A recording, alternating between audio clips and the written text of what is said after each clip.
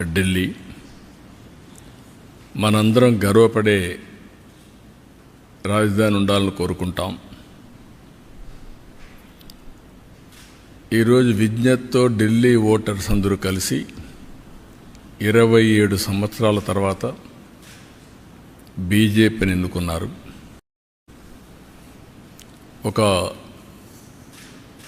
ఒక చారిత్రాత్మక విజయం ఇది. ఎందుకు నేను ఈ మాట చెప్తున్నానంటే, ఈరోజు గెలుపు అనేది ఒక బీజేపీకో ఒక ఢిల్లీలో ఉండే ప్రజలకే కాదు, భారతదేశంలో ఉండే ప్రజలందరికీ ఆత్మ గౌరవానికి సంబంధించిన విషయం. ఈరోజు ఎక్కడికి పోయినా ప్రపంచంలో మీది ఏ దేశం అంటే భారతదేశం చెప్తాం. మీ రాజధాని ఏదంటే ఢిల్లీ అని చెప్పుకొని గర్వంగా చెప్పుకుంటాం. మనం అందరం కూడా మనకు మంచి భవిష్యత్తు ఉండాలి, ఎక్కువ అవకాశాలు ఎక్కడ ఉంటాయనుకుంటే మన రాజధానికి పోవాలనుకుంటాం. అది రాష్ట్ర రాజధాని కానీ దేశ రాజధాని కానీ. యాస్పిరేషన్స్ని ఫుల్ఫిల్ చేసే ప్లేస్గా ఉండాలి. అలాంటి రాజధాని ఇటీవల కాలంలో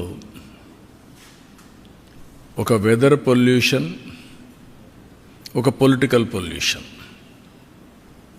ఈ రెండు పొల్యూషన్స్ కలిపి ఢిల్లీకి పోవడం మానేసి ఢిల్లీ నుంచి వేరే ప్రాంతాలకు వెళ్ళిపోయే పరిస్థితికి వచ్చారు.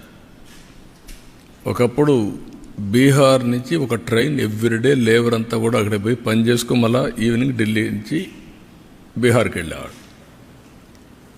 ఇప్పుడు బీహార్ నుంచి ఢిల్లీకి రావడంలా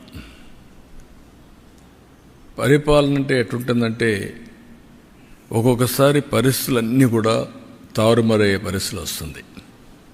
దానికి ఉదాహరణ ఢిల్లీ. అయితే ఇక్కడ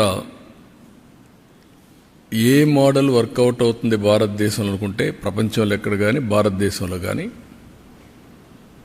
పీపుల్ ఫస్ట్.